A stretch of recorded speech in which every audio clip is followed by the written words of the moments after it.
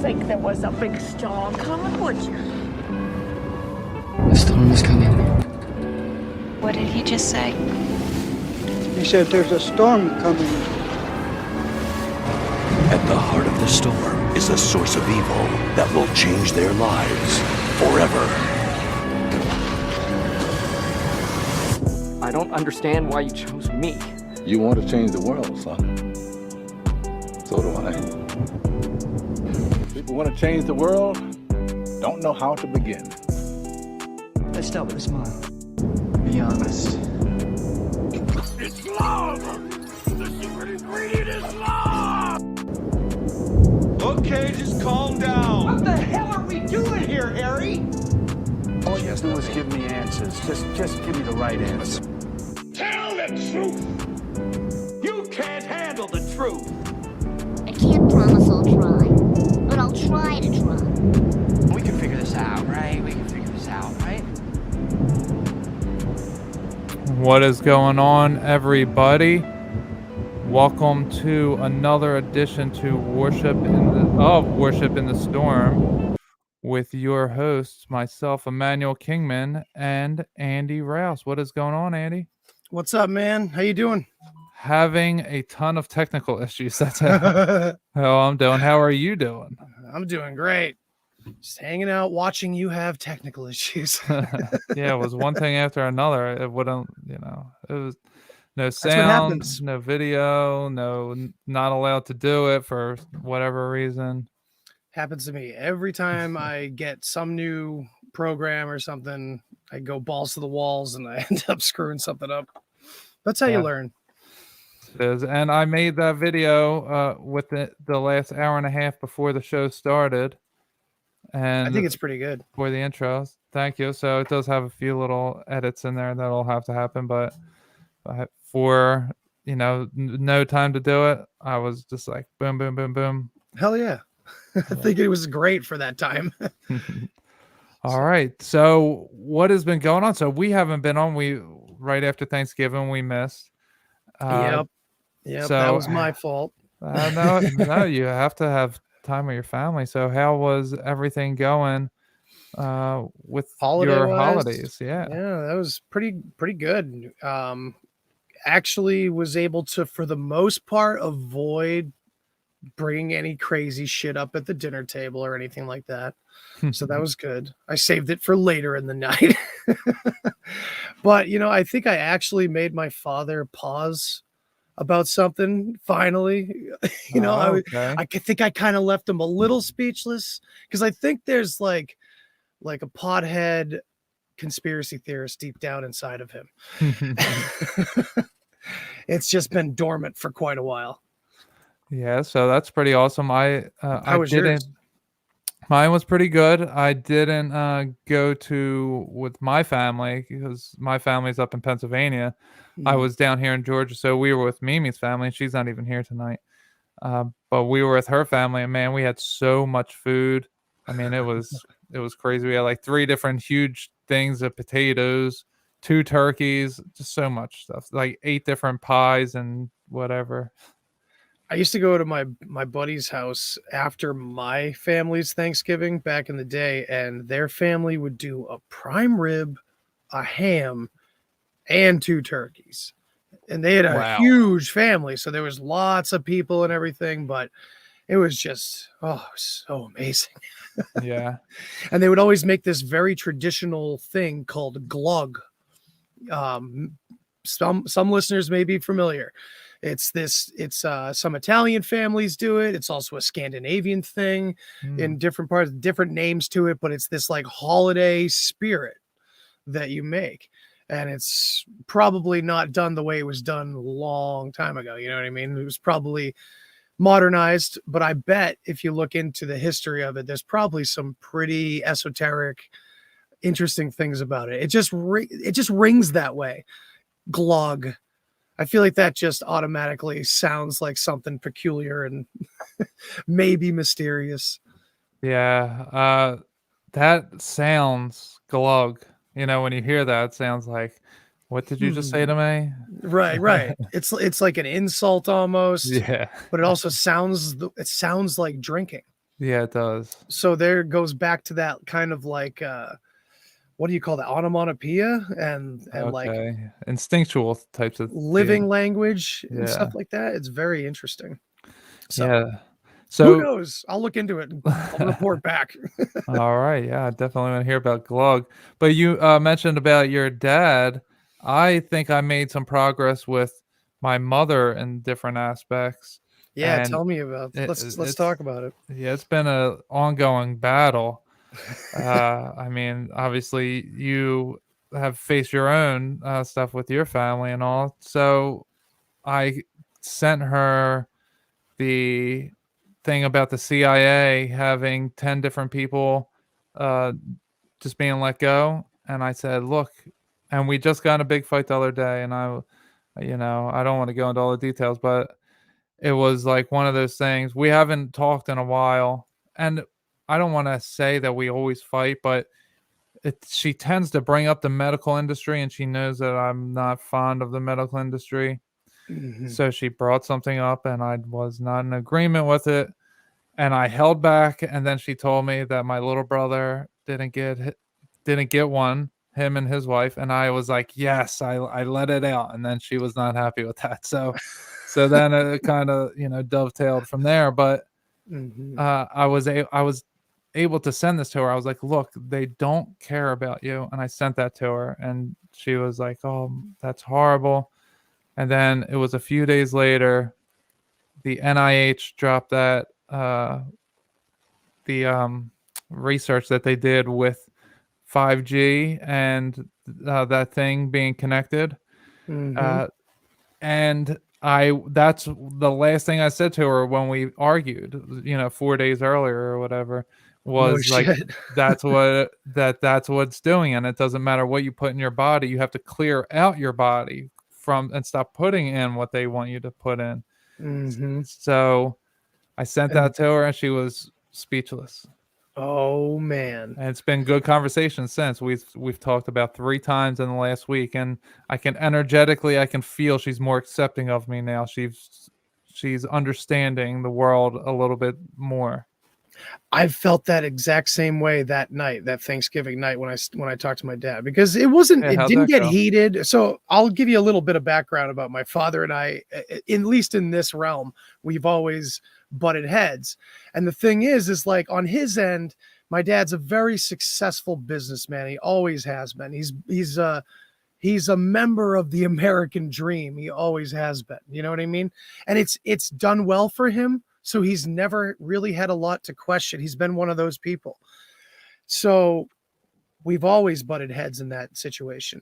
And where I have always been the fuck up with financial problems and floating here and there and moving across the country and, living free spirit wise, a little differently than he has.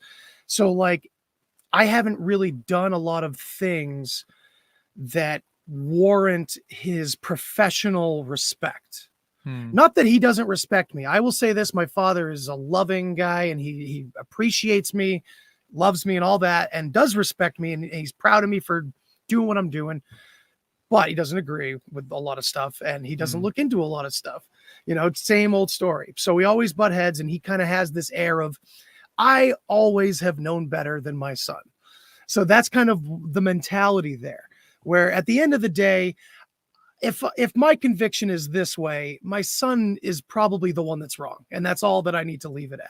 But he is open sometimes. And that night we were it was a great weekend. It was a great time. So we were just relaxed and having a good conversation. And it just turned into some stuff, but nothing crazy. I wasn't screaming or yelling or, showing pictures or going crazy with links or anything like that. But we were just talking about certain aspects of society and history and things like that.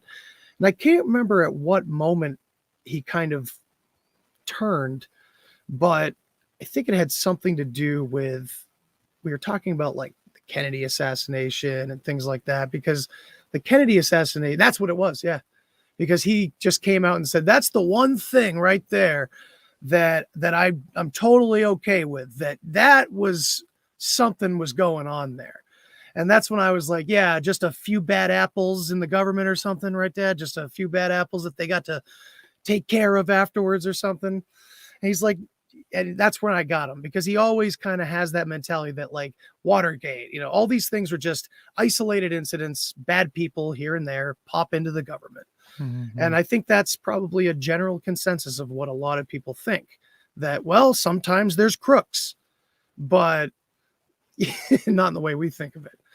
And yeah, at one point I knew that I kind of like changed his mind about something, or at least maybe sent him down a path at least a little bit, was when he was asking me a question and it wasn't that tone of, I already know the answer to this.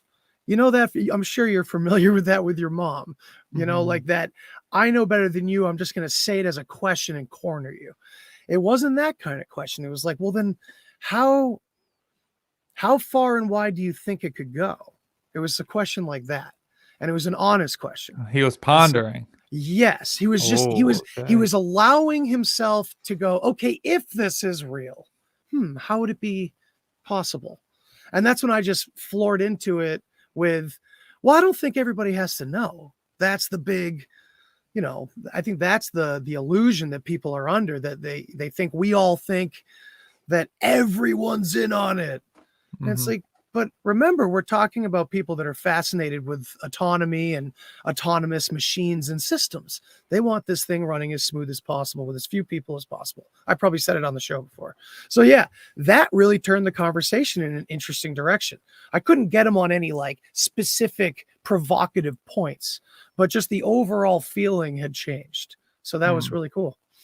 Yeah, that's awesome. And it's funny, today I talked to an Andy that I work with, and I was opening his eyes. He was asking me, he asked me from time to time about UFOs, and he'll bring up Joe Rogan. You know, he's like diet woke. So but today, and I always tell him, I'm like, look, anything, I was like, UFOs and anything on Joe Rogan, that stuff is like surface. I was like, there's so much more to it. And and then he listened to my podcast a little bit, and then today he asked me something, and I was like, it's all fake. I was like, all the politics, it's just parlor tricks. I was like, it's not real, it's all fake.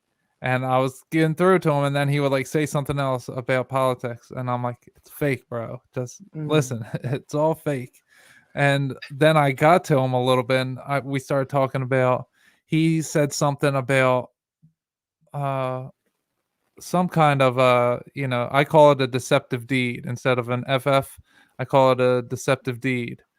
And we start talking about Shandy Shook and the Boston Marathon, and I'm like, look, there's the thing called crisis actors, and they play in things over and over.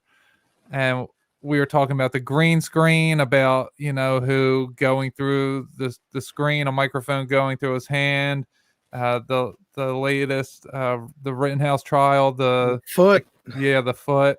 Yeah, so we brought up that stuff, and I was like, it's been going on like that for a very long time. And then I said, have you ever met any of those people? Have you ever seen them face to face? I was like, how do you know they actually exist? Because you're looking at them through another dimension. And they could just be showing you that, and none of it's ever real. It's just literally happening somewhere else, and they're just showing it to us as if it's happening there. It blew his mind. And then I sent him, I was like, look, type this, go on BitChute and type in, you know, Shandy Shook was a hoax, and see what happens. And he started doing it. So oh man, that's good, because most of the time people will just wave you off. You're like, no, I'm not even gonna, I already know what I'm gonna find. All right, I'm gonna tell you all the people I'm gonna find. He's a curious he's good. He's a curious college kid. So, and he's already diet woke, and he sees all the nonsense that's happening. So I was just, you know, it was the right time of day or whatever, and I just sent him on his merry way with some new treasures. Yeah, you were helping him further down the path. Yeah. That's funny. His name's Andy, and now here I am with you. Hell yeah. It's cool too that like, or it's kind of baffling to people where like when their eyes are open and they want to know more and shit, and you've just been doing it longer, that's all there is to it. You're not smarter or anything. You just have more of it in your head. So you have to show them something like that. And then you have to show them how all of the trickery could be faked. The foot going through the floor could be done on purpose in Adobe Premiere to fuck with the community that already thinks things are fake. And then after a few of those, they're like, Jesus. So you're okay, saying wait a that minute. it is real completely, and they just do that on purpose in post editing? Sure. I mean, listen, I'm not sure where the lines are in that theory, but like I'm just throwing it out there because there's a lot of disinformation in the community as well, especially in like, say, the UFO community. I mean, we have stories like Paul Benowitz from back in the day who ended up committing suicide after the whole town was against him and everybody hated him, and because he was turned into a crazy person. It's really fucked up. For people that don't know, you should watch the movie Mirage Men. But then, of course, take it with a grain of salt. A documentary about Richard Doty, a disinfo agent to throw people off of defense technology out in Area 51 because this guy saw shit, and this Doty guy was positioned to tell this guy it was aliens and let him be special and kind of take him off that direction so he would not be focused on what they were doing, which was just crazy military experiments or whatever, with tech that shouldn't have existed or something, So you got this documentary about this dude, and it's kind of like revelation of method, because now that dude is like a heroed part of the UFO community on the public facing side. And it's like, dude, this dude was a disinfo. He was the enemy, and he's coming out. I don't buy it for a second because it's, you know what I mean? Like, I feel like that's what he's doing still. He's telling you exactly what he's still doing. Yeah, he kept doing the same story. When he did that to Benowitz, it was like 3 different times. He was like, okay, I was lying to you last time, but that was just a test for this time. And it was like over big things too. And he kept, Benowitz kept passing these tests. So they were like, oh, let's keep using them more.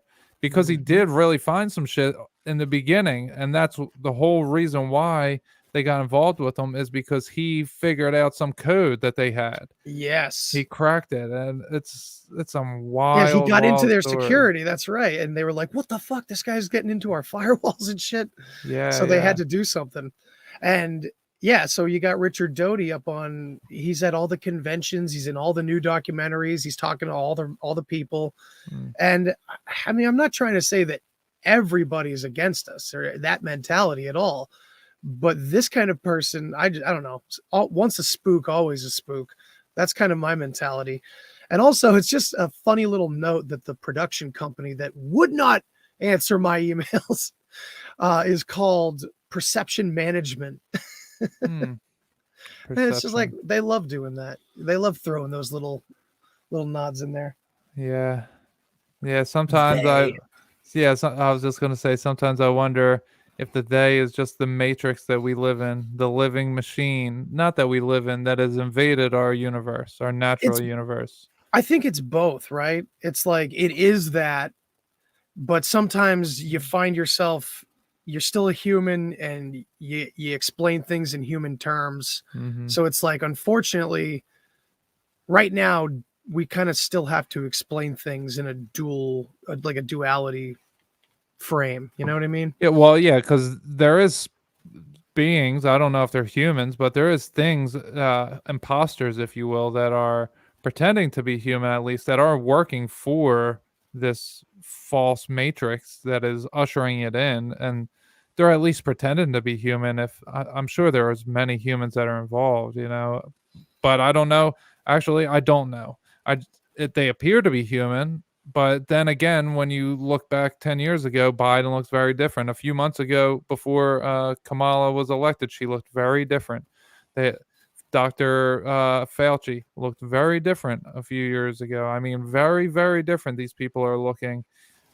Are they imposters that are coming in? Like we talked about that show Inside Job before, and it's corny, but is there some company that is not a company, but some group of people that is putting on the show for everybody, that they are actors maybe, and they're wearing these skin suits? Or is it some kind of they live situation where they're the ones wearing these suits, the lizard people, the reptilians, if you will. Is that happening? So there is an element in my experiences and somewhere in my subconscious of where, like, when I first saw They Live after tripping and being in that life years later, I saw They Live in a very different way, of course, because I saw it as like a teen, when I just smoking pot and stuff like that. And it was just, it still had like the same stigma, I guess, or the same message got across that, yeah, they're hiding shit from us. But man, when I saw it post psychedelics, there is something that is like right outside of our peripheral, or even it's like there's something going on all the time right here and now, and we're slightly aware of it or we're subconsciously aware of it. It's very eerie. And I remember getting that sense in a lot of psychedelic experiences where here's my life, but I can kind of step out of that and there's stuff. Yeah. There's like other things happening. So it's like, I think They Live is a great representation of this veil, whatever the ego is, whatever this construct that kind of protects us from what everything else is. Aldous Huxley even talked about it. He called it the reducing valve of the brain. And then now in like modern psychology and like psychedelic studies, they're kind of using that terminology or close to it and talking about like, normal mode reality versus this other aspect. And it's like when you access those other areas, it's like you kind of see beyond that veil, right? So the sunglasses are the veil, I mean, it's obvious. I don't know, I'm just saying obvious things right now. Yeah. Well, I've only seen it once I was awake, it was actually only a few months ago. It was the first time I've seen it like 2, maybe 3 times since, because it's a brilliant movie. Yes. And I often wonder if that's going to happen, that the power, the grid, whatever, something's going to go out, and then all of a sudden we're going to be able to see these reptiles for what they are. And at the end, when the woman wakes up on top of the guy and he's a reptilian, or not wakes up, but they're having sex, is that going to happen? Probably, I think for me, it feels too literal. You know what I mean? Yeah. But I think on many, many levels, something like that's going to happen where they're running out of, I don't know. It seems like the veil is thinning over and over again. I mean, every day in the news, it's getting easier to show my dad things, easier to verify certain things. And it's getting crazy, some of the stuff that they do. I mean, when the NIH put that out about the 5G and the thing, when that happened, because it was so close to when I just said that to my mom, I was like, how am I this blessed that God would provide this for me? What dimension did I go to? What did I do to earn that? Like, that is huge. What a gem. Yeah. How did that happen? Yeah, I felt the same way. And I actually didn't show my parents because I kind of feel like they would go, what is this 5G? Whatever. I don't know. But that's me being a pessimist. But also, I don't want to bombard them. Every time I see something, it's like, this better be rock solid. And I better have like a 15-minute conversation first. So it's not just me showing them this crap over and over again. I'm sure there's many out there that do that to people they care about that aren't necessarily into this stuff. And on the other side of that, it looks like another one. You know what I mean? Yeah. My mom, when her and I were talking, she was into the idea of a frequency being in our universe, and we're electrical beings, and when frequencies get in here, it changes us. She was actually thinking about all those things. So then when this happened, it was like, boom, like, wow, like maybe he does know what he's talking about. He was talking, he told me this before the NIH just did the study. So yeah, that is a helpful thing. Yeah, it makes me feel like we're connecting and she's starting to understand at least. That's really good, man. Yeah, Yeah. it's a process, and it's like once you accept that things are not as they seem, like officially in your life, it's a very long road before you're kind of aware of how big and crazy it is, because it's layers and layers and layers. Yeah. You know, because first you fall for most of what controlled opposition tells you, and you rally with that for, you know, that was me in my late teens, or my whole life was falling for everything, you know. Yeah, was it Against Rage? the I was Machine, just about to say that. I took my the words out of my favorite mouth. band as a that was so my mother's the one that's very easy to talk to, and she's open to things. And she was the one I had up in my room, and I was showing her Rage Against the Machine, and we were reading we were listening for the lyrics, because the internet was crap then, it wasn't in my room. But you know, I was showing her that this wasn't a violent band, because my dad had just seen the parental advisory sticker, and that's all he needed, because that's where his faith is in this system, you know what I mean? Like, they know what's best. And so I had this whole plan to like give this presentation to my mother to help her understand that this is not evil and not bad, not a bad influence. It's standing up for good things. And she was all for it. And I was able to get the record. And now here I am saying, those motherfuckers. Yeah, listen to their lyrics and see what they're doing. Rage in favor of the machine. Oh, absolutely. Rage on behalf of the machine, big time. Yeah. Get vaxxed on the back of, I don't know if that was actually on the back of Tom Morello's guitar, if that was just a meme, but they've said it. They've, they're doing it. Same with Lamb of God, which really pisses me off, because I loved that they were like, over the past, 10 years, I've realized, or I thought I realized, that they really were the true kind of Christian band, because they were talking about the absolute destruction of the system. But now they're just part of it. I'll check out this comment. He said, "Fake rebels. I knew when I heard Morello went to Harvard." I didn't even know any of them went to Harvard. I knew, and like, I don't know. Shit, man. I mean, I knew kids that went to Harvard from my school. So, I mean, are they all part of the Illuminati now? Maybe. No. I don't know. But if you're a celebrity and went to Harvard, then yes. For sure. Well, in this case, perfectly, absolutely. Yeah. And the thing is, with Tom Morello back then, when I heard that, I was young, and all I thought was, "Oh man, these guys went to school for this shit." Yeah. Same with Maynard and Tool and all of them. They all are very classically trained and educated in music theory and all that stuff. So I was like, yeah, professional musicians. Yeah. Well, still have Tool though. It brings to thought, for me at least, that the imposter syndrome again. They all these celebrities gave their left eye for knowledge. Following in Odin's footsteps, the Illuminati, right? The illuminated ones. They gave their left eye. Is the imposters now taking over their bodies? Is that what happened? Because they gave their eye, and now they're acting very differently than before. It's just like very obvious, but it's a mimicry of what they once were, because the other side, whatever that stuff is, it can only mimic us, and it can pretend. It lays dormant until it can enter, and then when it enters, it does its best to be us, but it's not us and still needs us.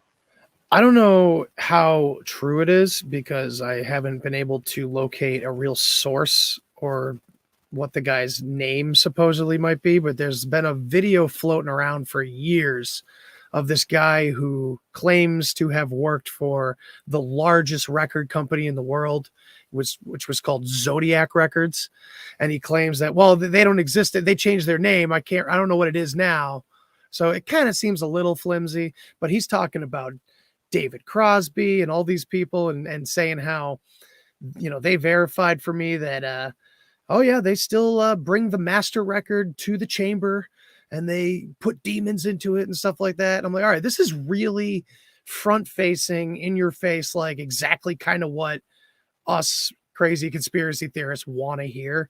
So it kind of seems flimsy, but at the same time, you know, you look at a lot of hip hop artists, they're the ones who break through this veil more often than anyone else, it seems, at least in the sense where they come out with it publicly.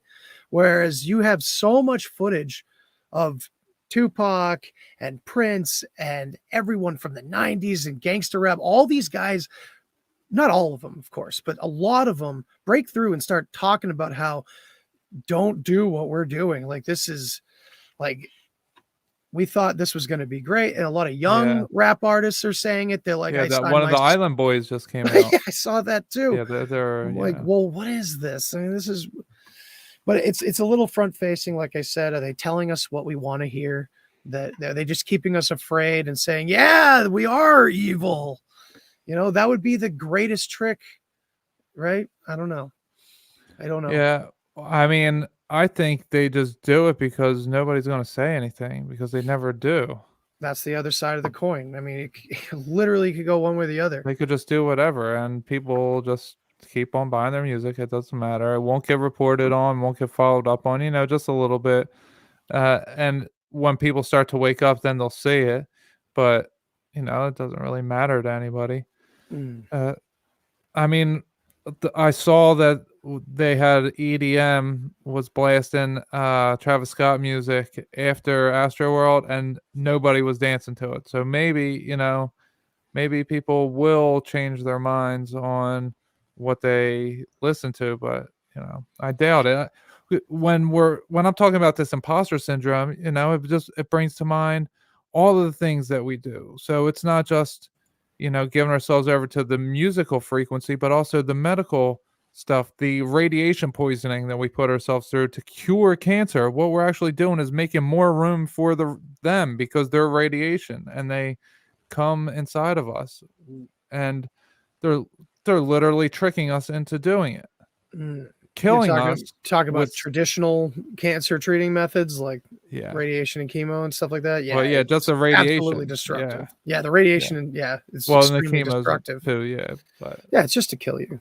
It's like you're gonna die, and you're gonna die painfully, slowly. I mean, right, but the radiation part, results, but they have. And the radiation part is, so this was the point of contention with my mother and I, because she did choose chemo and radiation. She had cancer and she survived from it all, but it depleted her. And we were talking, and she said, it saved my life. And I said, well, you don't know that. You didn't try anything else. It did extend your life, but there could have been other ways that you could have extended your life. You know, that wasn't the only thing.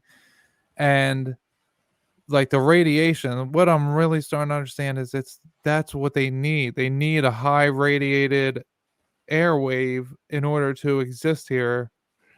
For whatever reason, they need much more radiation, and over time they've been putting more and more frequencies in our atmosphere in order to do that.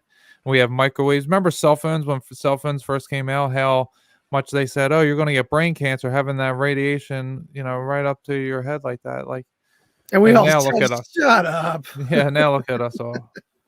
We carry around an interdimensional device in our pocket that we can't take our eyes off of when we get 1 second of boredom. You know, it's crazy. It has the apple with the bite out of it. I mean, that is what the Bible's telling us. Don't take the bite of the apple. Don't eat the technology. Just leave it. Leave that shit. Maybe.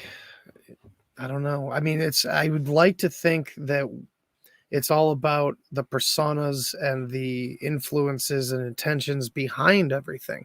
Like that every bit of God's creation can be used for good if the right people are behind it.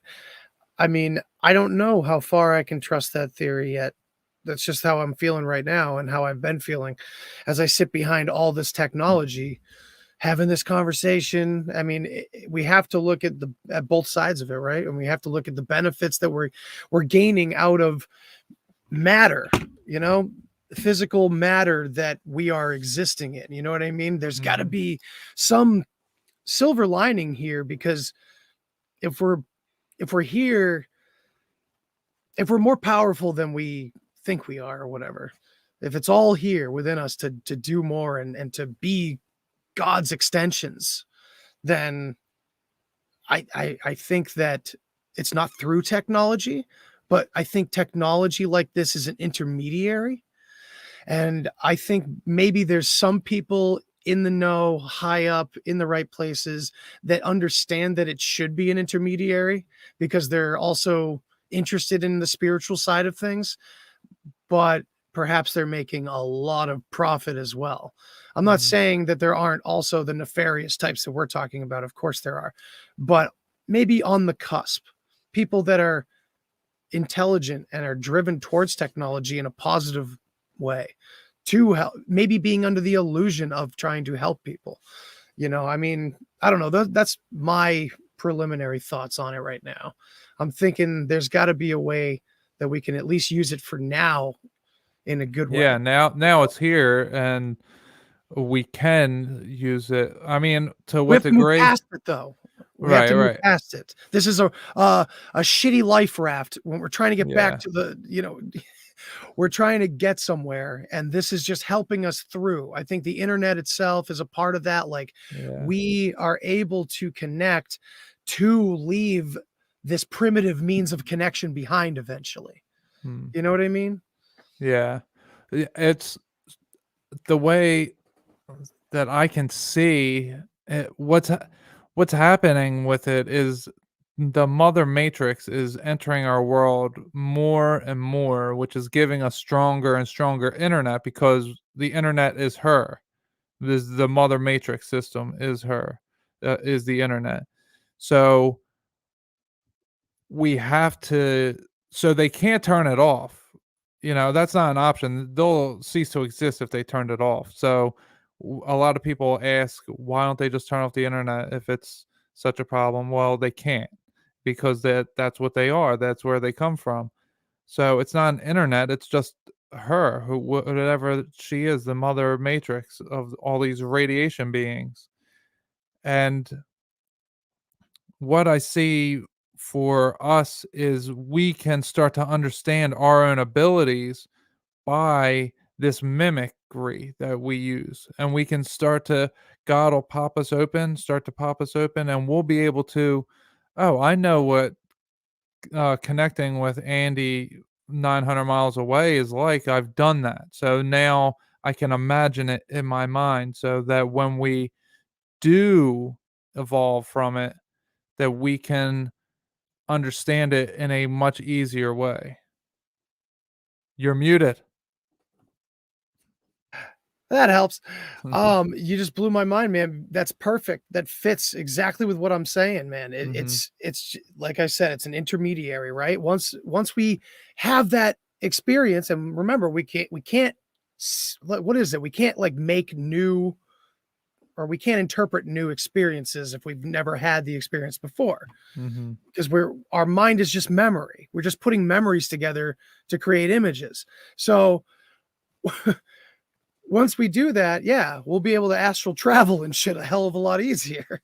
That's perfect. To get from step A to Z, there's a whole bunch in between that you got to take. So yeah, man. I mean, we're moving through this experience going back home, right? I really like that analogy.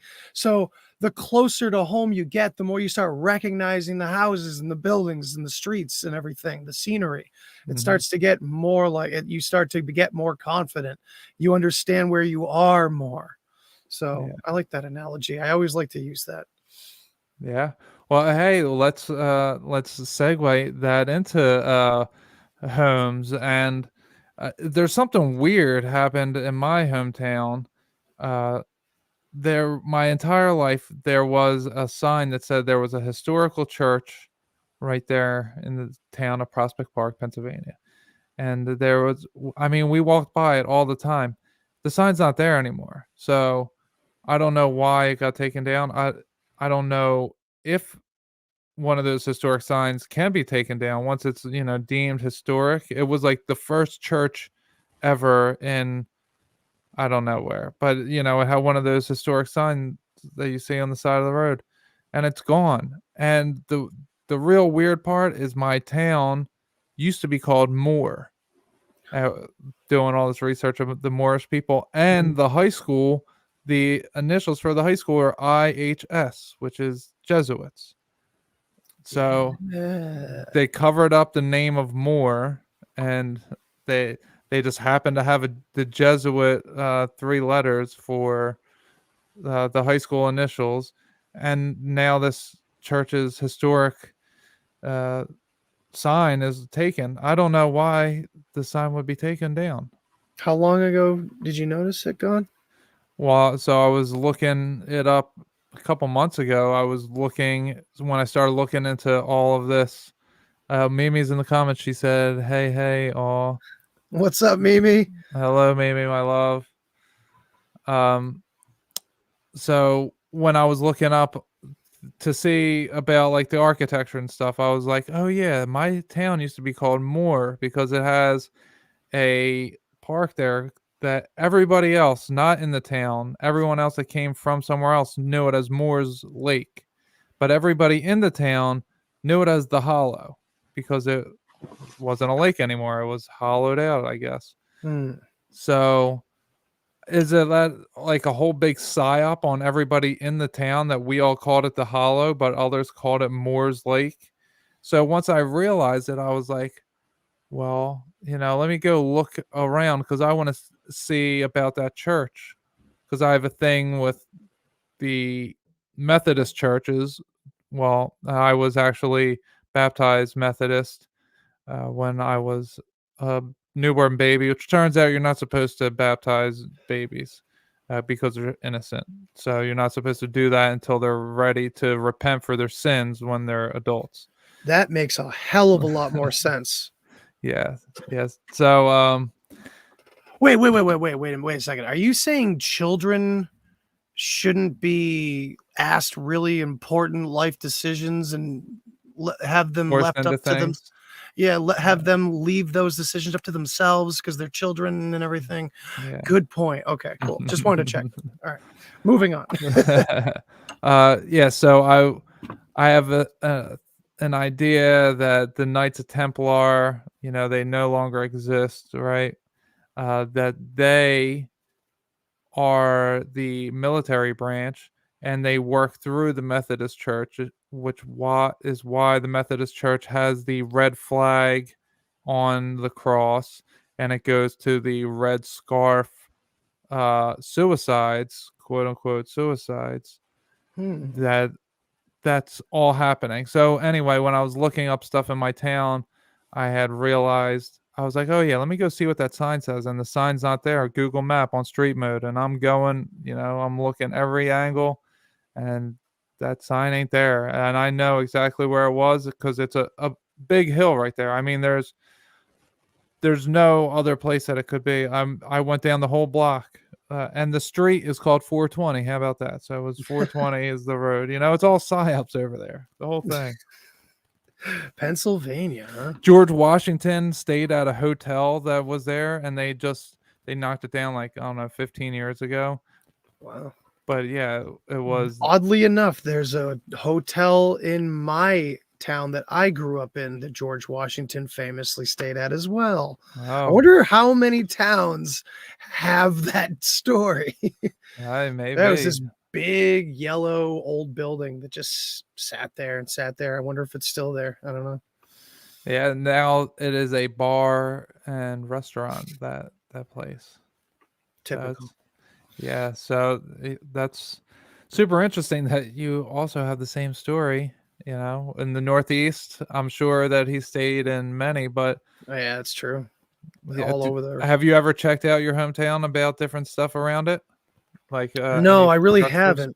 Mark Steves has been kind of like influencing me to do that because I know he really looks into his area, and finds amazing things about things in the past in Connecticut and stuff. So Massachusetts is riddled with all kinds of interesting history. So.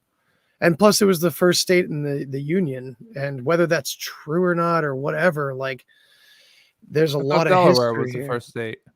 Maybe it is. I don't know. I see. That's the thing. I've heard Massachusetts is. That's really weird. Delaware has it on their license plate that says the first state. I don't know. Maybe Massachusetts. Maybe is it's not the union. Something. Yeah, maybe it's something else from way back then. But or maybe it was one of the first settlements or something. I don't know. But it's old as fuck. There's tons of shit here. Like we have cemeteries with graves from the 1500s and 1600s. Oh, have you checked out apparently there's really not too many places you can find anything from a certain time period in the graveyards, like 1780 to 1850. Apparently there's like no markings for that time frame. Interesting. I'll have to take a look at that. Mud flood range. Yeah. I'll have to look into that, man, because there's a bunch of graveyards in my area. Yeah, check them out. I get creeped out by that type of stuff. I can't, I'm too spiritually sensitive. I can't be going around graveyards. I'll be seeing ghosts and all types. I told of shit. you that story where I got like chased out of a cemetery by like a swarm of black flies, right? No, I don't think so. Did I not tell you that? No, you did not. So we have this like. It's been around forever, and there's 1500s, 1600s. Those are where the years that the graves are in this really old place in Worcester, Massachusetts, called Spider Gates. The friggin' name of the place is Spider Gates because the gates have a giant spider on them. They open. It's very dramatic. But there's so many rumors about like there's 7 gates in there because it's like 7 gates of hell and like all kinds of crazy, silly folklore in there. But I would go in there with my friends and stuff like that just to like smoke weed, hang out, not do anything disrespectful ever, just enjoy it. And we used to drink and smoke in the cemetery as well. Yeah, man. All the kids do it. I think I think that spirit's drawing us in there. Maybe to inhabit our bodies, to live through us. Wow. Man, dude, maybe they're like, come on, hang out with us. Yeah. Have you ever seen American Werewolf in London? You ever hang out with a corpse? It's boring. I'm lost. All right, I'm back. Sorry, I didn't mean to interrupt your story. It's okay. So yeah, but I went in there one time with a very, very, very spiritually sensitive friend of mine. And for her first time in there to check it out. And we were in there like 10 seconds before a huge swarm of black flies chased us out of there. We could not be anywhere. They were just all over us all of a sudden out of nowhere. And I don't know, maybe there was a dead body nearby, but didn't smell anything weird. It was just very odd and out of nowhere. And I had never experienced anything like it there. All the times I'd been there. I have a theory that the different bugs that annoy us, the nuisance bugs, that they're a part of the matrix when it sends out like little mosquitoes to go take blood samples from us. And, holy shit. And little flies just to annoy us and gnats just to annoy us. Maybe they're surveillance. Well, have you ever come across a website, birdsaren'treal.com? No, I have heard birds of are this. Fake, maybe. I have heard of this. It is but hilarious. I have not gone there. But yeah, I don't believe it or anything, but there is some. What you're saying though, they're making nanotechnology that can fly around. They've made, or they're talking about making little tiny, drone robot flies and shit like that can put mRNA in nature and shit. Yeah. They're going to transform this planet, not just humanity. Yeah, they need to. As not doomsday as I want to be, it's like that's at least their goal. And I think a lot of people think it's a good idea. I just think they think it's progress. They're not looking at it. They're not looking into it. They're just, it's progress. I've always been told this is what progress looks like. So it's progress. And life is getting simpler and easier. Yeah. Sloth is I've always been fascinated by the deadly sins, and sloth seems to be their driving force or their most manipulative angle They prey on laziness so much since the beginning of time. Everything has become a convenience. Now, I don't know. How do you look at that in a negative? It's weird because, I mean, convenience is great, but it leaves no thought and no work and no. It leaves you soft. Right. And prime for the picking. Absolutely. Across the board, all the way through our entire civilization, unfortunately. And like, what is the opposite of that? We have to all go live in the woods and cut down our own trees and build our own houses. I don't know. Maybe we don't have to go back to that if what we're saying right now is true, that this level of technology that we have should be an intermediary to undo quickly what we've done wrong and to do quickly what we plan to do next. You know what I mean? Yeah. I don't know. I'm spitballing. Well, I think that there's going to be a solar flare in this decade, like 27, 2028, something like that. That's going to knock out the power. But I think we're going to be walked, like we were saying earlier. God is going to take the steps in order to get there. You know, it's not just going to be all of a sudden we're relying on it so much, but we're going to get to a place where, you know, we're going to go through chaos. There's still going to be chaos that happens in this world, worse than it is now. I mean, it's only going to get worse for the next 3 years, maybe 2 years, because we're in the back half of this fake 7-year tribulation that they started. We're in the back half, but we still have 2 to 3 years at least of what they have planned. So it's going to get worse. The whole plan goes on for a few more years at least. So Yeah. I mean, Agenda 2030 is another problem to deal with. Right. So we got to cut the head off the snake or something. Yeah, well, I think God's doing that. And what the Pope said the other day, that just disgusted me so much. Dude, I was with you on that. I told my wife immediately, I'm like, look at this. Look at this. That's like the one thing I want to fight against most. The Pope is literally telling people that having a personal relationship with Jesus is dangerous. Yeah, dangerous to them. It's no longer. Mimi's in the house. I'm gonna tear down the house. Mimi is here to tear down the house. What up, homie? No, she can't hear you just yet. Are you gonna get in the screen? No, I'll stay over here. No, get in the screen. Come on. You got a new throne. I got her a new throne the other day. New chair. Yeah. Oh, I gotta move way over. Yeah, come on, get over here. Sorry, busting in. Yeah. What up? What up? Good to see ya. Yeah, so we're just Can you kicking see it. We me? weren't talking about anything too important, right? I heard you talking about being baptized Methodist. I heard that, and I was I thought that was baptized- strange because I was born, in the Catholic Church, and they baptize you like 10 seconds after you're born. I was like 9 months old. No, but Pastor Doug wouldn't baptize Brianna because she wasn't old enough. So, and he's Methodist, so I thought it was strange that you were, and I don't know and he how old I wasn't. was. Maybe I was like 9 months yeah. or something. They changed it Anyway. for some reason. I'm Because I sure was probably like because 2, 1. I think I was like 6 months. Your phone, Tom, your phone.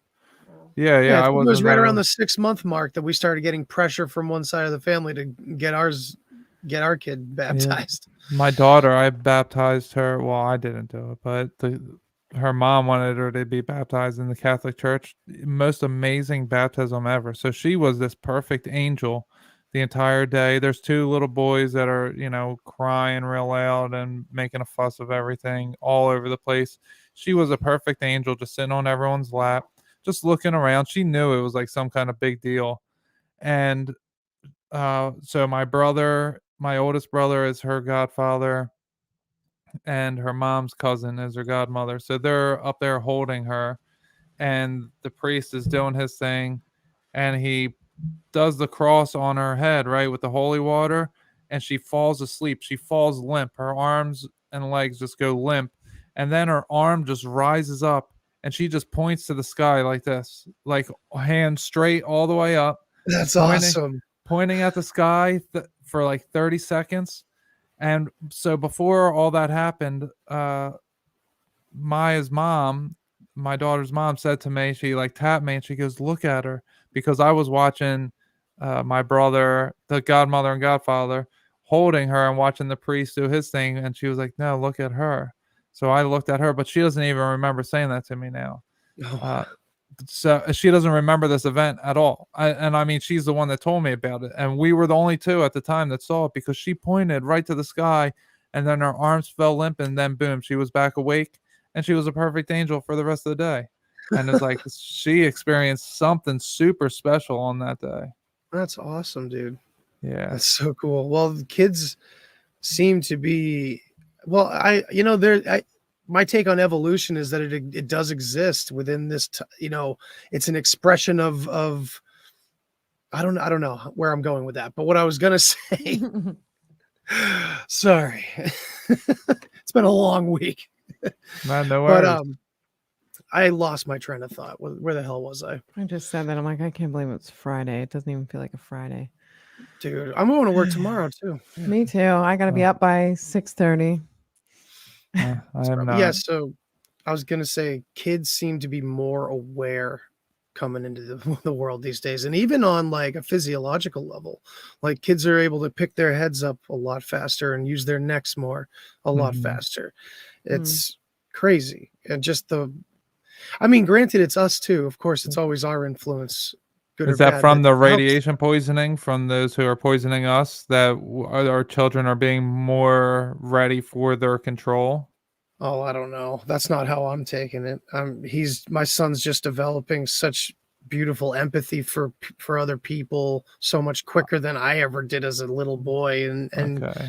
he's just so much more connected to. He's just very mature, and he's wonderful. It's a good thing in my opinion. Yeah. It's a. I just meant as the biological creatures becoming more self-aware quicker because it's in benefit to being a host or Maybe perhaps I don't know to look because at they it do rapidly. My daughter was like 11 months old. She started walking and talking. So yeah, it's like what I'm seeing is an unfolding like of the human, like we are like take all of us over time, we are just like unfolding into whatever we really are, to our fullest form. This isn't even our final form yet. Like we're all getting there. And I think they are trying to own that, whatever they is. And I think we're far too powerful for this process of our becoming is much, much too powerful for them to really stop. But they definitely want us to think they can. Yeah, I agree with that, my friend. I definitely, I don't know how evolution works. It does to some degree, and sometimes I wonder if some things we can't understand that are written in the Bible or written in ancient texts are the actual words of someone trying to explain how consciousness grows up. It always interests me. I think about it often when I hear the Bible verse when they talk about the giants that they see, and they say we are like grasshoppers to them. And I wonder, is it because they're literally animals that are growing into humans then all of a sudden or something? I don't know how it works, but just that consciousness is growing up, evolving all at once. So I had this psychedelic encounter with God. I've had multiple experiences of God in psychedelics. This one, a lot of them were like what felt like I was being shown the ultimate perspective, like being able to see God's perspective for just a moment. You know what I mean?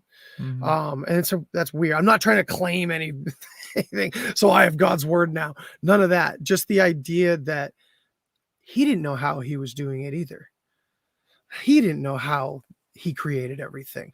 Alan Watts used to say, you shine the sun the same way you work your thyroid gland and you don't even know you're doing it. And I always liked that terminology. And it seems like what he's talking about is He's talking to God. He's talking to God in each and every one of us, saying that that extension of God is able to do that, and it's like God is growing up through evolution, it seems. I don't know. And maybe God has an ego and God has a higher self. And maybe that's what we're going through right now. Maybe we are God's children, and all those great metaphors about what we are to God, it all fits, it all works. And when we say like God is everything and everywhere and all that, those terms, it feels right, because it's like we're all his thoughts or something, it feels like we're a part of him, literally, or I don't know, but it does stop. What's going on? I'm getting the chills, but I like as you're talking, I'm still chilling. She's gripping me. My truth meter is on. Good. All right, that felt good. Felt like I was speaking the truth. Yeah, I that felt was it real too. good. There was a lot of things that I had been picking up on in the last few days that you were talking about in there. Nice.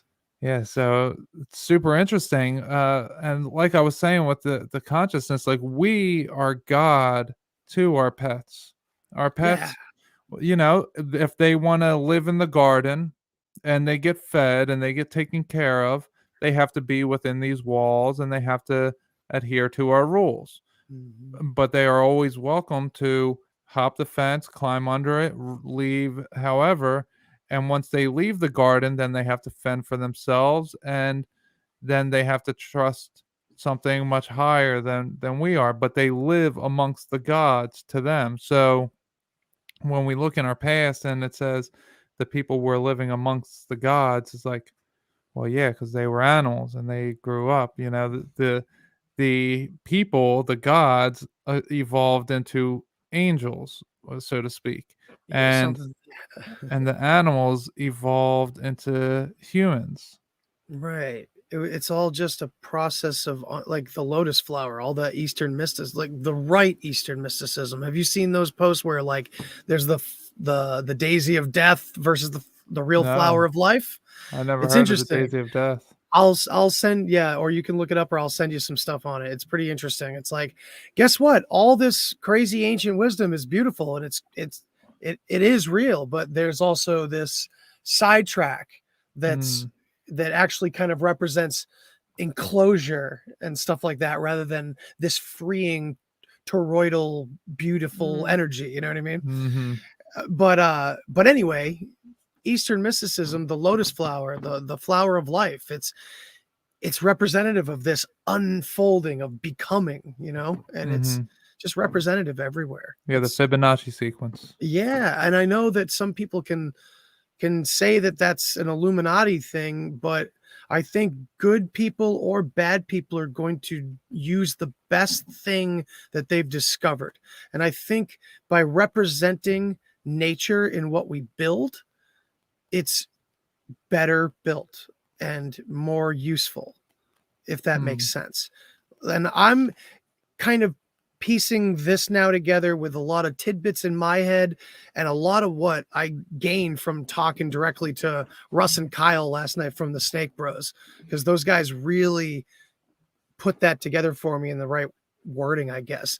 I love the everything is fractal idea. I've talked about it to you a lot. Yeah. And it fits that. It's like, okay, so if nature has this mathematics written into it, if this physical existence has this math written in, then wouldn't it make sense that we follow those methods and use them in our lives? And sure enough, when people do, especially with good intention, but also with evil intention too, there's power in this because it flows through those fractal synchronicities, I guess you could say. Does that make sense? Yeah, so I've done, it seems like it, once I learn about it later on, I don't know I'm doing it until I find out later that I'm doing magic for Jesus, essentially. Like the things that I've done for myself, transmuting all these energies and use withholding from sex in order to gain power within and do all of these different things. I'm doing these types of ritual things that people do, that they pay a lot of money to do and join and and do a lot of messed up things and whatever. I'm just kind of doing it and then finding out later, like, oh, they do this, but for bad, you know? Yeah. And I'm like, huh, well, I can see why people would think like, uh, that someone would think like a magic practitioner, they would be scared off right away because, yeah, that shit all is bad. And I don't know, it's not that I'm actively seeking out these things. It's kind of just like, it's what happens, I just think about what happened before in a situation, and then I'm like, okay, I don't want to do that. I do want to do this, however. So then I slide that one in, and boom, transmuted, and it's magic. It's alchemy. Yeah. And that's like And so think about the much of it. Trinity, man. The Trinity is alchemy. It's the combining of these materials that creates this experience as a whole. And that's what you and I like to talk about, this whole transhumanist angle, because of, the current psyop of saying that the physical reality is bullshit and it's all illusory. And it's, I don't know, man. I feel like it's integral to everything. I feel like it's all part of God, in my humble opinion. But like, yeah, I don't know. Feels like it's integral, and they're trying to take part of it away. So it's almost like without the physical, the other side doesn't exist, or something like that. It's like it's keeping itself together. Well, yeah, it's with this cycle. The Father is the spark that's in between, and the Son is the physical lower self, and the higher self is the Holy Spirit. And so the Father, which is the combination, which is us, we are the Father or the Mother, however someone wants to term it.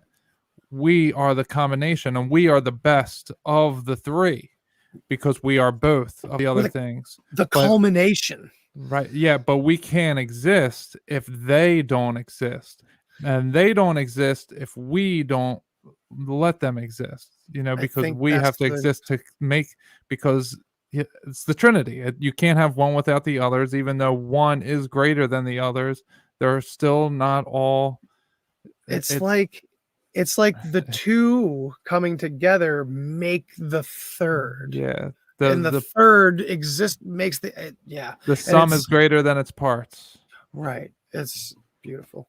Yeah. And here's a little nugget I'll give you, that I opened the Bible for the first time yesterday. I read a few pages of the Gospel of John. And what came to me, it was so brilliant. So brilliant.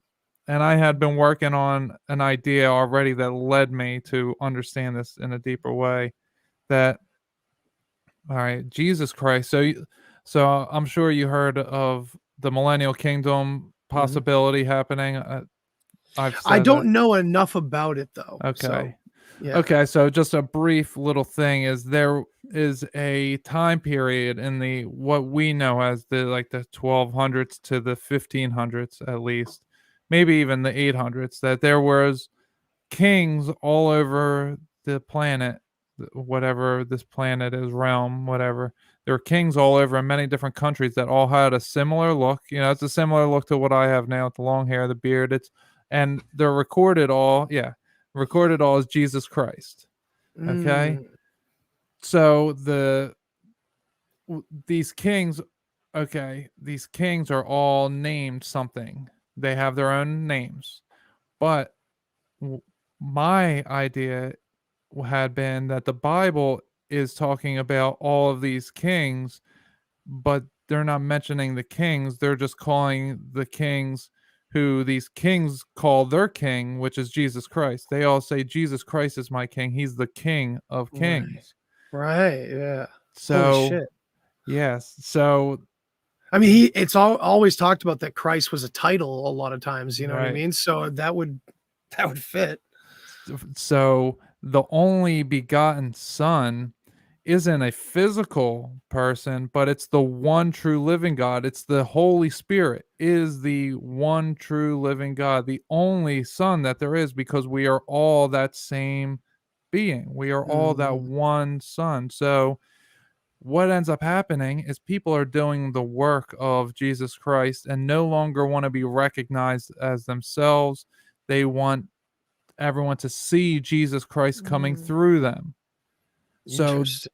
so we take these Bibles as it's recording Yeshua, one man doing the entire thing, but we are the body of Christ and we all have our own roles. So Yeshua is the head of Christ and he was leading the way, but he was equal to all of us at the same time because it wasn't Yeshua that was doing it, it was Jesus Christ that was doing it. So when John is talking about Jesus, he's talking about himself becoming Jesus Christ, having the revelation that he himself is Jesus Christ.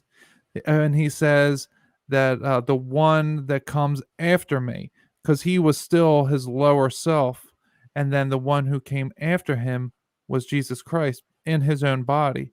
And he kept saying, you can't come to me unless it is by the Father, saying that you can't get on my level if God doesn't anoint you. You know, this isn't going to happen for you unless God does it for you.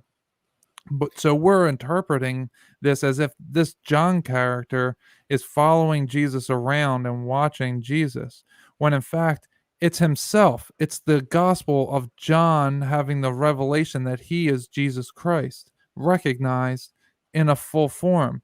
And I haven't touched the other ones yet, but I'm thinking that maybe Matthew, Mark, and Luke are doing the same thing, that they were these kings who recorded in history are called King whatever in France, King whatever in Spain, King whatever in Russia, but they're all recognized in the Bible as Jesus Christ. Dude, I like this. This is They interesting. were apostles, though. Well, they were apostles, like, Hmm. so if I can see it for myself, I would be writing these words that John's writing for myself, that the Jesus Christ is coming through me. And he says in there, I have to make more room for him. I want to be less than so that he can be greater, which means John is in the lower self is Little going more down. like Jesus. Yes. Little Dude, less yes. like me. Yes, and it's no longer the lower self and the higher self, but you're the Father then. You are Yes. the spark. Dude, okay, so check this out. It goes right also along with the everything is fractal thing, because this goes right along with Christ consciousness. Because seeing it that way, as Christ consciousness as this higher state of being, right?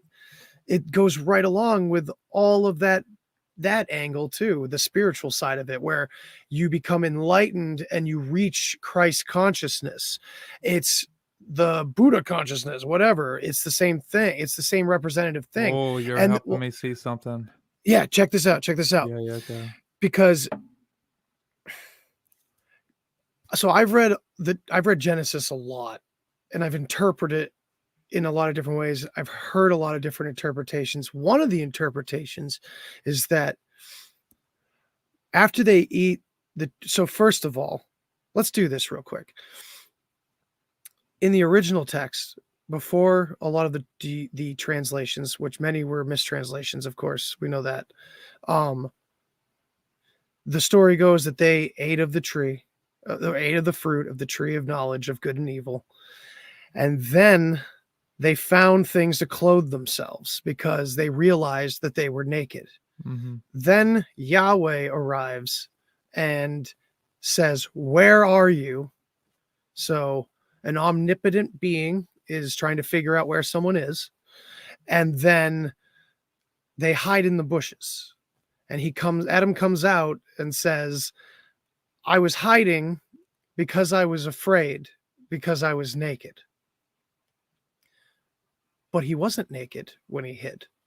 He had already put clothes on. So why did he hide? I don't know. Do you have an answer? Because he messed up.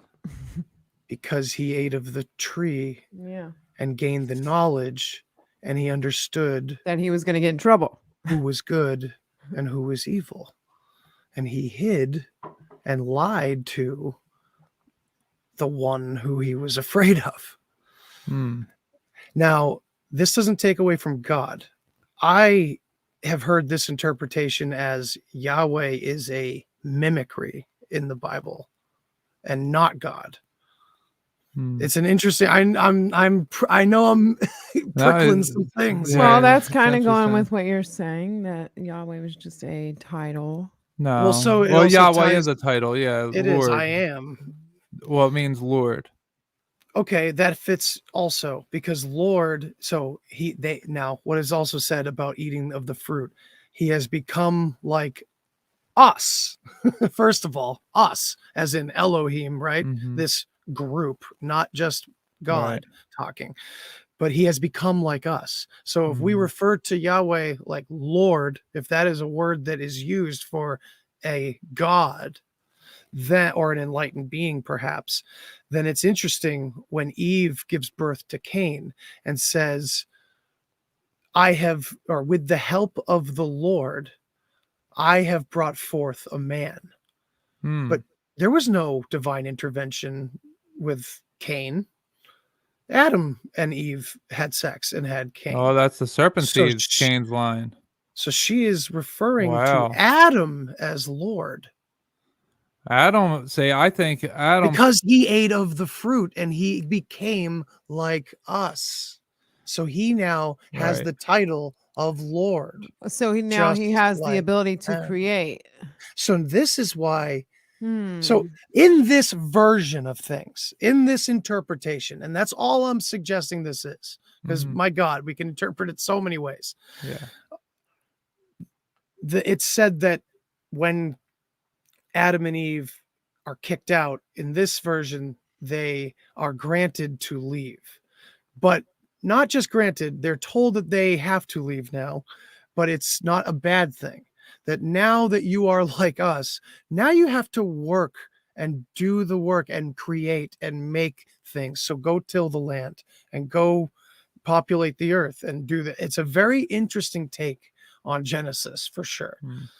And I can't remember why we were talking. Oh yeah, about the Lord thing. Oh Lord, the Lord thing. So if Lord is signifying Christ consciousness, if it's signifying this higher state, this enlightened state of being, then that also fits right in with this King of Kings and all these other kings calling themselves Christ and being these enlightened ones over the people. Because I think this is where leadership comes from. The enlightened one has to be the one to lead and make the right decisions because they see the fractal nature of things, so they can kind of guess what's going to happen and they have this foreknowledge.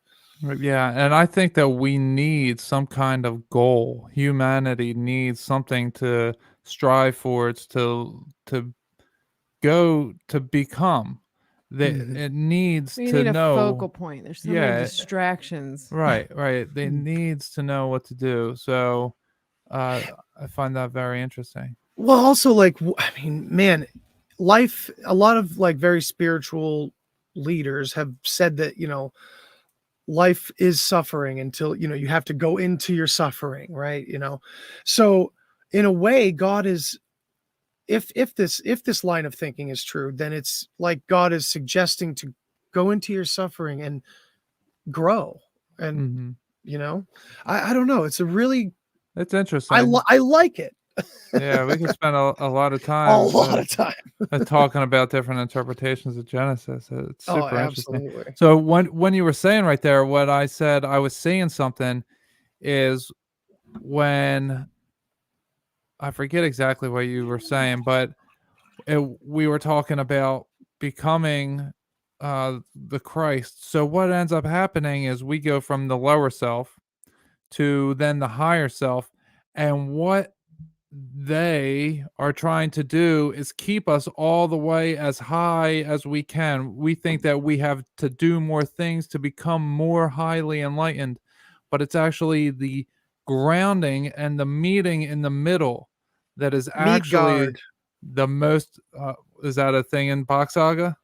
Not Bach Saga, but Norse mythology is Midgard is Earth. Midgard. Okay, yeah, you have to Middle Earth, ground yourself with all that knowledge, and you become super powerful, and that's becoming Christ. And it's not Christ consciousness, not living up here in the Christ consciousness.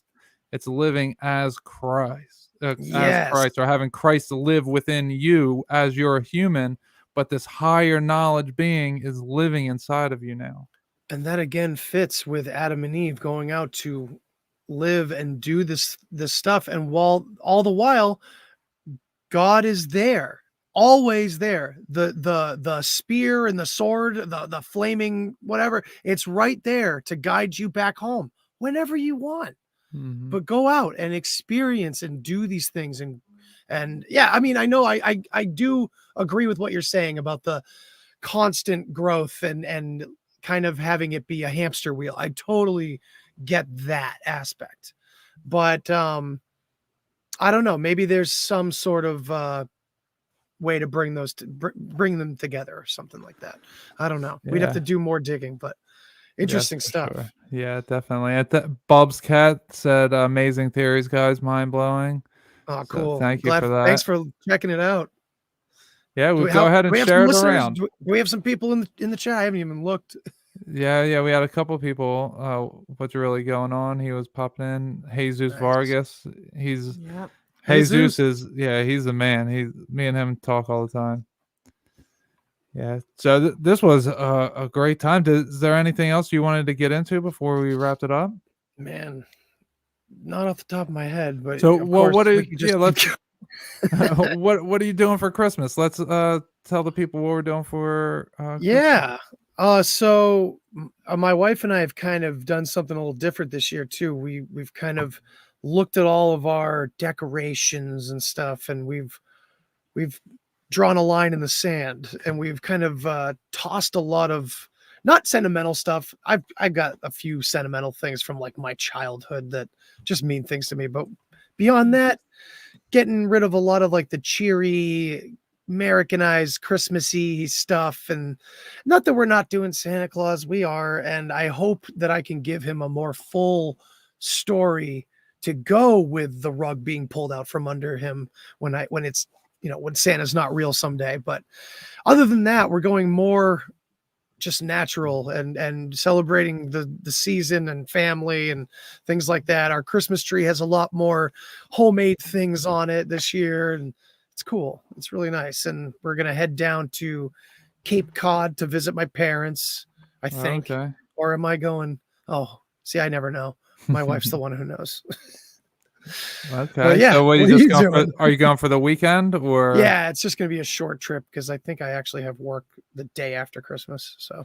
Oh man, Christmas is Saturday. Yeah, it's crunch time. Oh wow. So Mimi and I, Mimi didn't want to decorate because we are going to the mountains. Christmas has been ruined along with so many other things that I love. Well, not by me, by no, just by truth. Yeah, I hear you. Yeah, it takes away a lot of things even the things that bring you joy. So I was trying to bring it back for her because it meant a lot to her before she woke up, and it broke her heart. It's my favorite time of year, just my favorite. Everybody's in such high energy and high spirits, and then I started thinking like, well, where does that energy go? Yeah, it is good energy, but where's it going? And yeah, even when I was a little younger, I thought Santa Claus not being real was like really kind of fucked up. But then now but then you're like, oh, look at all this shit I got. Well, the way yeah, exactly. And the way I look at it now, it's just like, holy shit, it's literally an energy transfer. It's just like total loose suck. Yeah, they tie Jesus to Santa so that when you find out Santa's not real, you're like, oh, Jesus isn't real either. That's another part of it too. It's you throw in Santa Claus, they've dressed him up to look like Zeus now. He's a Zeus character, and well, that takes it in a different direction. But where I'm there's going, many different things. Yeah, but yeah. Yeah. So I decorated the house, and we don't have a tree. We might have a tree in the mountains, so we're going to the mountains. Nice. For a whole week. I can't wait. Oh my god. We'll have plenty of trees outside. Just in your state? Yeah. So, well, it's just the two of us are going to, so we're going to be having a good old time. Dude. Yeah. So you're in Pennsylvania, right? No, we're in Georgia. Oh, okay, that's your hometown, right? Yeah. So you have the Appalachian Mountains and They're going to everything. be near the Blue Ridge Mountains. That's beautiful, man. I've always Very wanted to do beautiful. the Appalachian Trail, and I've just done the northern area because I'm right near Maine, so I go up there and do Mount Katahdin. I've done it twice now, and you get up there and you see people finish the Appalachian Trail right there at that peak, and it's like, you know, you just did a crazy mountain, and part of that mountain is the most terrifying knife edge thing. It's insane. It's a huge mountain, and you're up there and you're exhausted, and then you see these people that just finally get done with their 3,000-mile hike, and it's just epic to watch them cry, hug rocks, and do all sorts of things. Yeah. Sorry to sidetrack that. No, that's super I think cool. your I've vacation sounds awesome. I've never been to the mountains before, Yeah, I'm and I've never excited. had a vacation over Christmas either. So, Do we have to maybe plan something for the future, like a road trip to meet halfway somewhere, maybe That'd in be your home awesome. state? Because my wife and I proposed to Oh, my we don't wife. want to go there. You don't we're want to go to both from Pennsylvania? there. Nope. Oh, fair enough. Well, I proposed to her But in Jerry we Springs. will It be was there. beautiful. So Will yeah, we? well, at least I I will will be for taking my daughter up there in the summer. So maybe in the summertime we'll meet up. We should definitely make it happen. Oh, I'll maybe take you on a hike. we'll have Maybe to we'll talk just off go air. all the way up.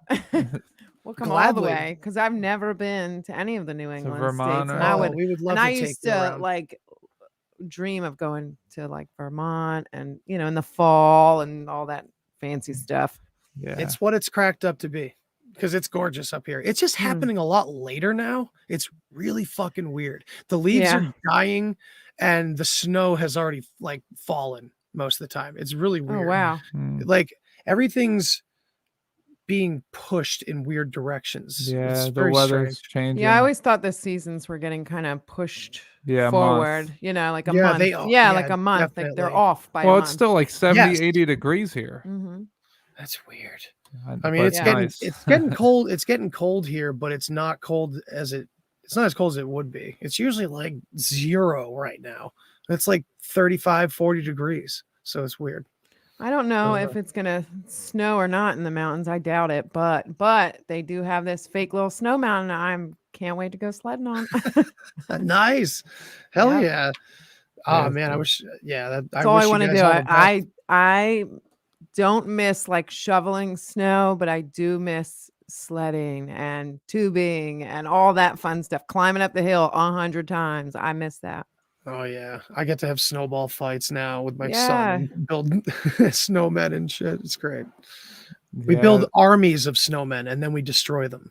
It's very good. Do they build igloos still, like little snow forts?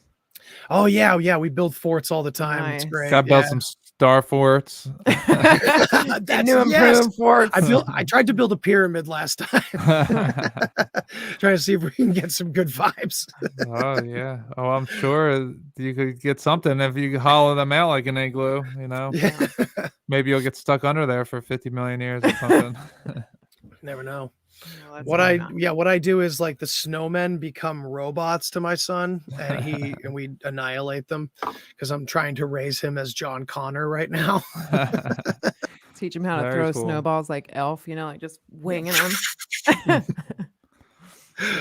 Yeah, well, so this I has been can't. real, man. Yeah, I can't wait for that vacation, and I'm gonna be off from the podcast. I'm gonna have like almost no technology. Yeah, it's gonna be a time to recharge, and Hell it brings yeah. it really brings wait. it full circle from when we were talking earlier about the radiation stuff. Is Mhm. it's gonna be so refreshing to just be in nature. And anyone listening, I really suggest you guys look into zeolite, which is going to help you detox your metals, and look into detoxing parasites as well. I just started this thing called Visi Sharp, and that's why I have this big old pimple on my face right here. It's like everything is being brought to the surface, and it's having a profound effect. I've used Paracel before, not too long ago, so I can feel the difference in my body once the whatever natural ingredients are in these are getting rid of things. It's Mhm. like it feels amazing. That's awesome, man. Yeah. Now, are you guys camping? Like, No. how? Okay, Yeah. all right. Glamping. We got a cabin. That's fair enough. Yeah. That's good. We have Yeah. a chalet. And I'll say Ooh. this Airbnb. So we had this Oh, set for a Lord. month. Okay. We had it set Nice. for a month. I paid for it and all. Here Airbnb. comes the review. It's early. Yeah, they booted me off of the site and refunded my money because of my my criminal history. Oh, what the fuck? But then So I had to come in, the owner made me reach out to the owner and was like, look, we're our lives are kind of public, we do Yeah, this. I gave him all the information. I'm like, you can go to the podcast, you can go to my business page, So we like went whatever you around need to it. know. And, Hell and yeah. then we got it cheaper too. We got like $40 some cheaper. Nice. Well, I'm like, we're all over social media, so you might not want to say no so fast. Like, Yeah. Might want to be careful. yeah, you might want to be careful. Thank you. Yeah, so Nice. maybe Well, I have to Please come in and and fix thank it. you. I hope it's awesome, man. That sounds me too. epic. I want a cabin like for my I normal can't wait life. to be So, unplugged, Yeah. even though we won't be like 100% unplugged, just so we can reach the kiddos and things. Yeah. But We'll I can't mostly wait. be unplugged. And we got that so Matthew Landman, he sent us Oh yeah. some Sparrow gear, Silverline bags. Man, it knocks my phone calls out when I have my headphones in, and my phone calls drop because it's blocking the EMF it's- radiation from It's coming lined through. with silver. Wow. Yeah, Oh, it's like shit. it's like $40 or something. It's well worth it. So we usually put them in the bags. Like I put mine in the bag when I go to sleep. So Yeah. it's like on my nightstand, but it's in that bag. So it's not really near me. Oh, cool. That's a Yeah. smart move. That's pretty Yeah. sweet. I'll have to Yeah, look we're into that too. we're detoxing from all this Everything's- radiation, and man, it has a profound effect. It really does. I don't think Yeah. you can keep up with so many things that you need to detox from. There's just like a million things all the Yeah. time just being thrown at you. Yeah. Yeah, I mean, that's the thing. Even Joe Rogan who knows what he's doing. He seems like a good guy, honestly. So he's always talking about physical health, and he's always saying like everybody's taking this for granted constantly. No one's talking about it. It's Mhm. like get your vessel in Yeah. in good condition. Yeah, that's the whole half of the allspark, like I was saying, the These spark. things can heal. Yeah. These things are good at healing Yeah. from all this damage that's thrown at us if we are consuming the correct things. Right.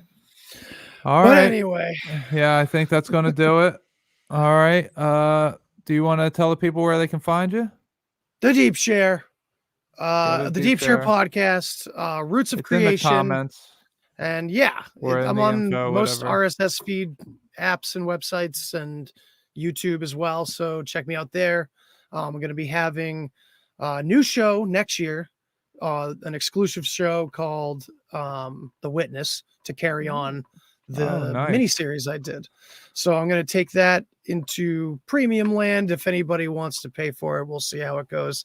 Just as an experiment, but you're going to get like some killer roundtables in there, all focused on consciousness specifically and these kinds of topics. So Very you guys cool. will have to come on, obviously. Yeah, count me Get in. involved.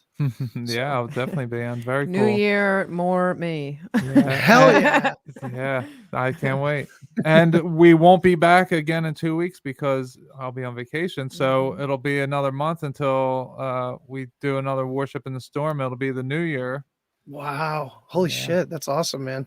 Yeah, Maybe we'll so- have to try to look at like the new year and see what's going on around then. And maybe we could do something. Who knows? Maybe a quick little thing wherever we are. We could live stream with each other. Yeah. I'm probably just gonna be home on a couch though. Well, Again, that seems to be a big energy day. I wonder where that goes. well, that's Janus's day. We're talking about the God of the Old Testament earlier. You said Yahweh. I think it may be Janus or Giannis. Giannis. I'm not even familiar. Oh, you'll have to get into that. Get into it. Yeah, look up for the next show. All right, folks. All right, everybody. Hope we'll everybody has stay- a great holiday. Yeah. Yes. Merry Christmas, Happy Holidays, and Happy New Year. Bye, everyone. See ya. Thanks for